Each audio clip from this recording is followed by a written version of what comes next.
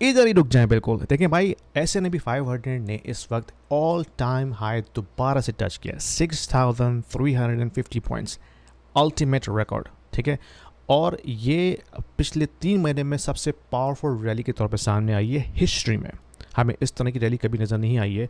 Almost 28 to 30% gain इसने लिया है सिंस अप्रैल लो, हिस्टोरिक है। लेकिन जो क्वेश्चन बनता है वो ये बनता है कि क्या ये वाकई में रियल मनी ट्रेन है वॉल स्ट्रीट में, या फिर ये एक बलून है जिसमें सिर्फ प्रिंटेड कैश जो है वो जमा हो रहा है। Let's find out. ये जो रैली हम देख रहे हैं ये फंडामेंटल से ड्राइव नहीं हुई हुई। ठीक है, इसके अंदर एक चीज़ है, वो है लिक्विडिटी, और स्पेशली ग्लोबल लिक्विडिटी। इन चार्ट्स को अगर आप देखें तो ये आपको चार्ट नज़र आ रहा है US M2 मनी सप्लाई, जिसमें आपको नज़र आ रहा है कि इसने $22 ट्रिलियन को हिट किया है, जो कि 4.5% ईयर ओवर ईयर इंक्रीज़ है।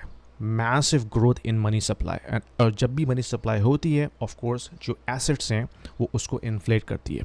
अगर आप कनाडा की M2 मनी सप्लाई को देखते हैं तो वो 6% एनुअल ग्रोथ के ऊपर ग्रो कर रही है। तो अगेन आप देखें, US भी मनी प्रिंटिंग कर रहा है, कनाडा भी मनी प्रिंटिंग कर रही है, और जो दूसरे कंट्रीज़ हैं वो भी इसी साइकिल में इन्वॉल्व हैं। ये आपको ग्लोबल चार्ट नज़र आ रहा है जिसमें आपको ग्लोबल M2 का चार्ट नज़र आ रहा है, जिसमें हमने देखा है कि US, चाइना, यूरोप और जापान, ये 4 मेजर जो इकोनॉमीज़ हैं ये भी अपनी अपनी इकोनॉमीज़ के अंदर मनी पंपिंग कर रहे हैं। और जब भी मनी प्रिंटिंग होती है, मनी सप्लाई बढ़ती है, तो क्या होता है, ये एक रॉकेट फ्यूल की तरह एसेट्स को ऊपर लेके जाती है, जिसमें स्टॉक्स भी शामिल हैं, जिसमें क्रिप्टो भी शामिल है। रियल एस्टेट इस वक्त क्योंकि इतना हॉट एसेट नहीं है because of the previous cycle, तो वहाँ से कैपिटल शिफ्ट होके अब इन एसेट्स में फ़्लो हो रहा है। इस पर हम थोड़ी सी और भी बात करते हैं। देखें, जब सेंट्रल बैंक्स जो हैं दुनिया में M2 इंक्रीज़ करते हैं तो डॉलर्स जो हैं वो ग्लोबल मार्केट में फ्लड होती हैं। ग्लोबल मार्केट में, सिर्फ लोकल इकॉनमी की बात नहीं कर रहा मैं, वो ग्लोबल मार्केट्स में फ्लड होती है एंड दे चेज रिटर्न। ठीक है, इसका मतलब कैनेडियन, चाइनीज़, यूरोपियन जितने भी सेंट्रल बैंक्स हैं जो लिक्विडिटी क्रिएट कर रहे हैं, वो सब की सब कहाँ जा रही है, US एक्विटीज़ में। US क्योंकि एक मेजर हब है, वहाँ पे तमाम दुनिया का कैपिटल आके फ्लो होता है। और इसके अलावा जो क्रिप्टो है, मेनली बिटकॉइन, वो भी एक ग्लोबल एसेट है। तो जब कभी भी एक ग्लोबल मोमेंटम चलता है मनी क्रिएशन का, अल्टीमेटली वो फ्लो होता है US एक्विटीज़ में एंड क्रिप्टो में, जो कि हमें नज़र आ रहा है recently in the last 3 to 4 months. और जब कनाडा की हम बात करते हैं तो हमें लगता है कि कैनेडियन मनी भी जो है वो फ्लो हो रही है out of housing market into assets. अब इसकी वजह ये है कि हाउसिंग जो है वो एक तरह का स्टिग्मा बन चुका है अब, क्योंकि हमने जो एक बूम देखा 2020 के बाद से, उसके बाद से एक हिस्टोरिक क्रैश भी हमें नज़र आया। तो अब जब भी इस तरह का क्रैश होता है तो वो बहुत लोगों को हर्ट करता है।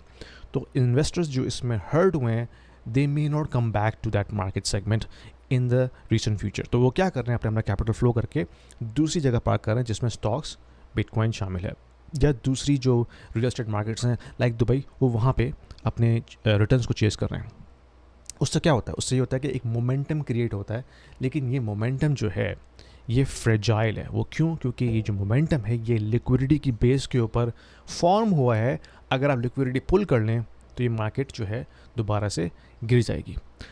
अब जो कैनेडियंस की अगर हम बात करें तो कैनेडियंस ऑफ कोर्स अपने आप को डिवर्सिफाई कर रहे हैं, अपने कैपिटल की जो फ्लो है वो रियल एस्टेट से निकाल के दूसरे एसेट में डाल रहे हैं। उसकी वजह क्या है? उसकी वजह ये है कि भाई एक तो जो डोमेस्टिक इकॉनमी है कनाडा की वो स्लगिश है, रिटर्न्स आपको मिल नहीं रहे हाउसिंग मार्केट में, हाउसिंग मार्केट फ्लैट हो चुकी है।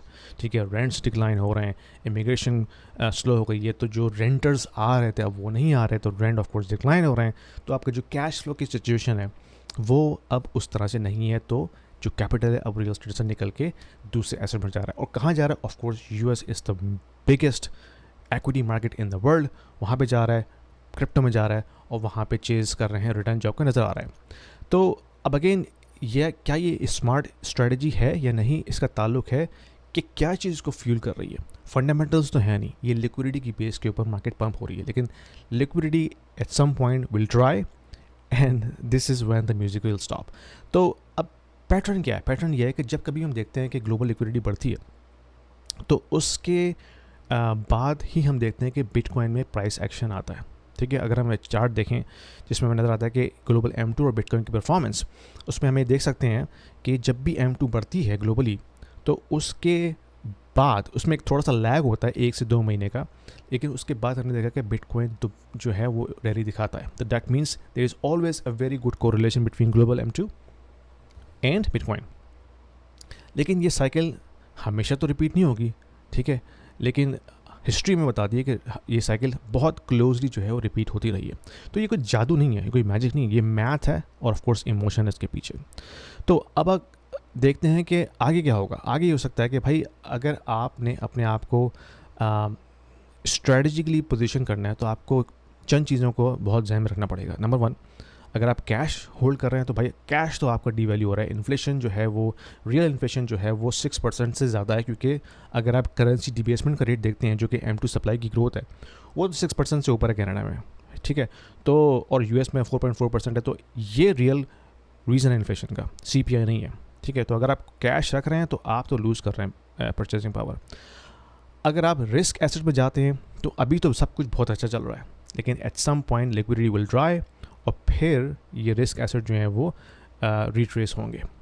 और अपने आप को ओवर एक्सपोज ना करें एक मार्केट में, अपने आप को डाइवर्सिफाई करें। अगर US में आपने इन्वेस्ट किया हुआ है तो कुछ आप कहीं और इन्वेस्ट करें। पाकिस्तान में RDA बहुत अच्छी रिटर्न दे रहा है, पाकिस्तान की स्टॉक मार्केट बहुत अच्छी रिटर्न दे रही है। इसके अलावा दुबई की मार्केट है, ख़ासतौर पर जो रियल एस्टेट की मार्केट है। इसके अलावा आप यूरोपियन स्टॉक्स देख सकते हैं, आप एशियन स्टॉक्स देख सकते हैं जो कि बहुत पिट चुके हैं, तो अब फ्रॉम द बॉटम उन्होंने ऊपर जाना है।